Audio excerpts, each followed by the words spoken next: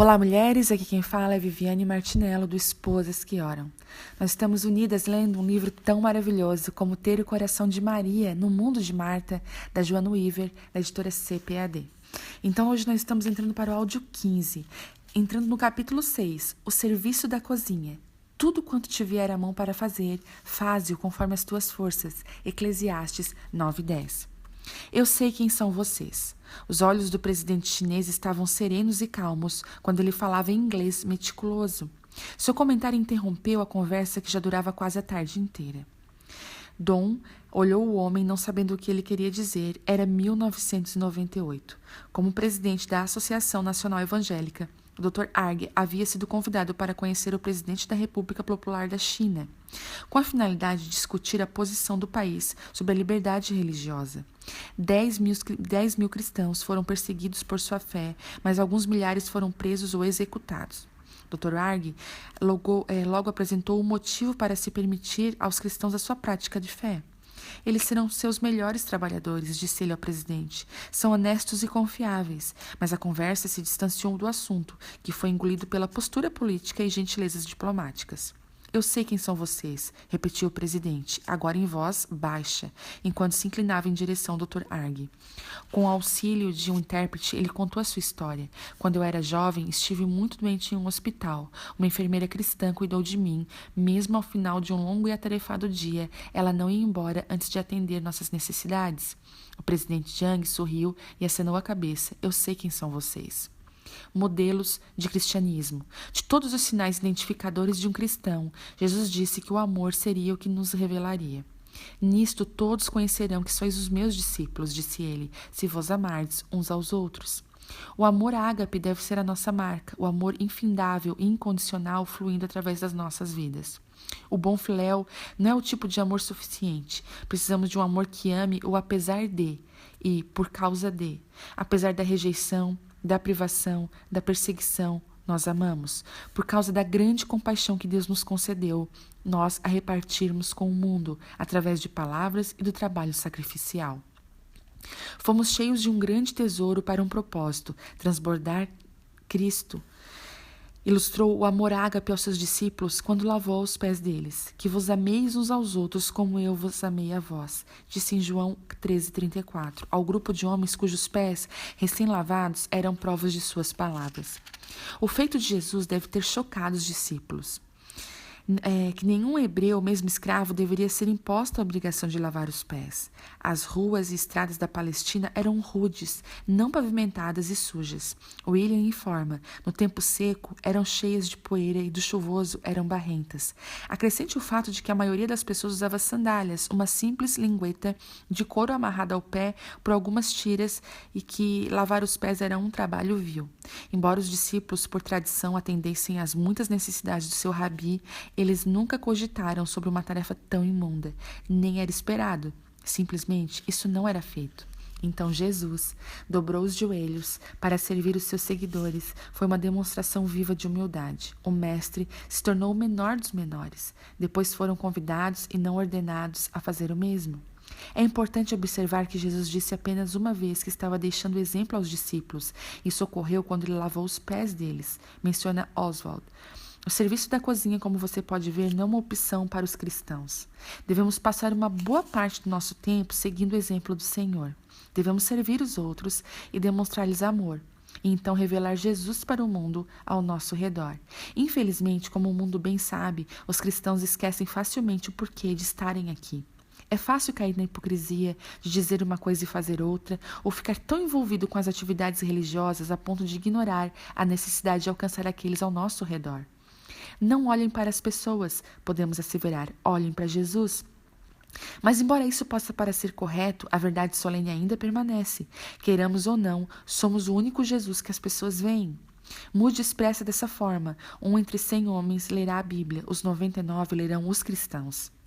O apóstolo Paulo compreendeu como é importante a responsabilidade de revelar Cristo aos outros. Por mais de 9 meses no Novo Testamento, Paulo escreveu alguma coisa relacionada a imitem-me da mesma forma que imito a Cristo. Aqui estão algumas passagens. Adomesto-vos, portanto, a que sejais meus imitadores. 1 Coríntios 4,16. O que também aprendeste, recebeste, ouviste e viste em mim, isso fazei. Filipenses 4,9. Sede meus imitadores, como também eu de Cristo. 1 Coríntios 11:1. Nesses versículos, Paulo não está estimulando ninguém a reproduzir a vida dele, mas a viver a vida como modelo de cristianismo. Paulo diz isso em 1 Tessalonicenses 1:6-7. E vós fostes feitos com nossos imitadores e do Senhor, de maneira que vós fostes exemplo para todos os fiéis. Não havia Bíblias dos Gideões na igreja do Novo Testamento. Não havia Bíblias de espécie alguma, exceto o cânon judaico.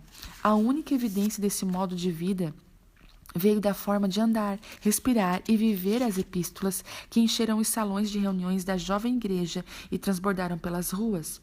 Porque já é manifesto em vós, e vós sois a carta de Cristo. Paulo lembrou os cristãos de Corinto, escrita não com tinta, mas com o Espírito do Deus vivo, não em tábuas de pedra, mas em tábuas de carne do coração. 2 Coríntios 3:3. Paulo disse que você é uma carta conhecida e lida por todos. Isso também vale para nós hoje. Somos a carta do amor de Deus para o mundo. Fomos separados para um propósito, comunicar a sua glória ao mundo perdido e agonizante. Vida frutífera. Uma vez ouvi sobre um homem que gostava de fazer experiências em seu jardim. Ele sempre aparecia com uma forma hídrica disso ou daquilo. Sua realização premiada consistia em uma árvore híbrida, parte ameixeira, parte damasqueiro, parte pessegueiro. Era a árvore mais loucamente misturada que você já viu. Mas aquela árvore tinha um grande problema. Sim, estava viva. Crescia linda, as folhas estavam lá. De vez em quando, na primavera, até mesmo brotava uma flor, mas a árvore nunca produziu um fruto sequer. João Batista notou o mesmo problema na vida de muitos de seus seguidores judeus. Ele não media palavras para adverti-los sobre a falta de frutos em sua vida. Ele não misturava peras. Você imagina uma árvore pelo fruto produzido por ela, disse João, e uma árvore que não produz não tem valor algum. Produzi, pois, frutos dignos de arrependimento, e não comeceis a dizer em vós mesmos, temos Abraão por pai, porque eu vos digo que até destas pedras pode Deus suscitar filhos a Abraão. Lucas 3:8. João estava punindo os judeus por acreditarem em seu DNA. Sua linhagem era suficientemente para agradar a Deus.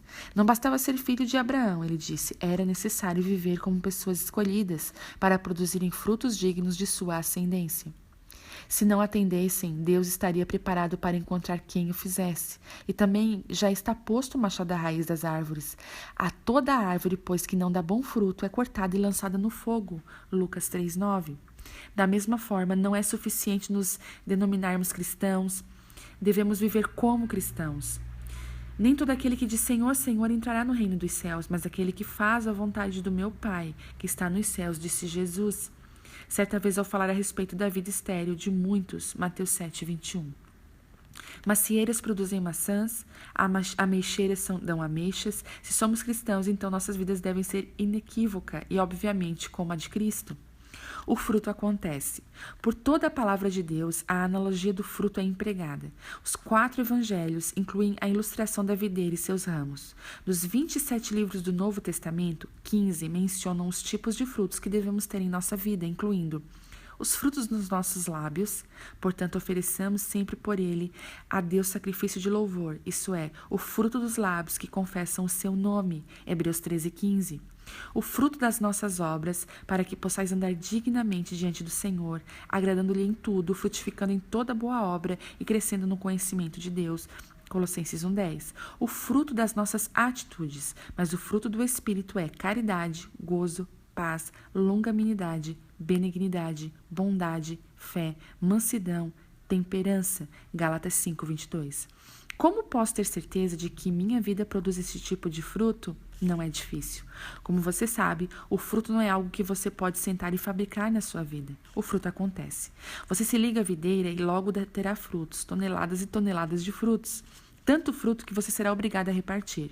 Quando permanecemos no relacionamento íntimo com Cristo, de que falamos no capítulo 5, algo incrível acontece. Começamos a amar como nunca amamos antes. Nossas vidas mudam e se tornam exemplos dignos de imitação.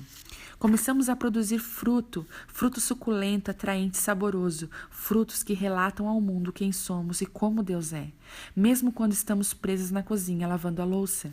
Alegrem-se na cozinha. Que meta! Estar tão ligado à presença de Deus que lavar os pratos se torna um ato de adoração. Os momentos de nossa vida, até os mais cotidianos, se tornam brilhantes com Deus. No momento em que Jesus repreendeu Marta, lembre-se, ele não estava repreendendo o seu ato, mas a sua postura. Ele acusou Marta não por seu serviço amoroso e cuidadoso, diz o escritor Charles, mas por permitir que o trabalho a irritasse e a agitasse e a absorvesse. O trabalho sem a espiritualidade é exaustivo e desanimado. Da mesma forma, a espiritualidade sem o trabalho é infrutífera e egoísta. Precisamos unir esses dois fatores e fazer tudo como para o Senhor. Quando agimos assim, algo maravilhoso acontece com o nosso trabalho. Quando agimos assim, algo maravilhoso acontece com o nosso trabalho na cozinha. As pias se tornam um altar, os esfregões limpam o lugar santo. As tarefas domésticas diárias que costumavam nos incomodar ou nos esgotar tornam-se oportunidades para expressarmos a nossa gratidão. E aqui, meninas, eu quero deixar um apêndice no final desse capítulo, desse áudio, que quantas vezes eu limpando a minha casa, né, estando no lugar que Deus me chamou para estar, quantas vezes ele me pegou de jeito, né? Quantas vezes eu fui pro chão chorando e como ele falou ao meu coração, como ele constrangeu a minha vida. Então eu te encorajo, enquanto você está limpando a sua casa, para você não ter um coração ressentido, não ter um coração irritado, nem um coração que esteja distraído, mas um coração ligado à presença de Deus, sabendo que em todo trabalho o Senhor está ao nosso lado, falando ao nosso coração.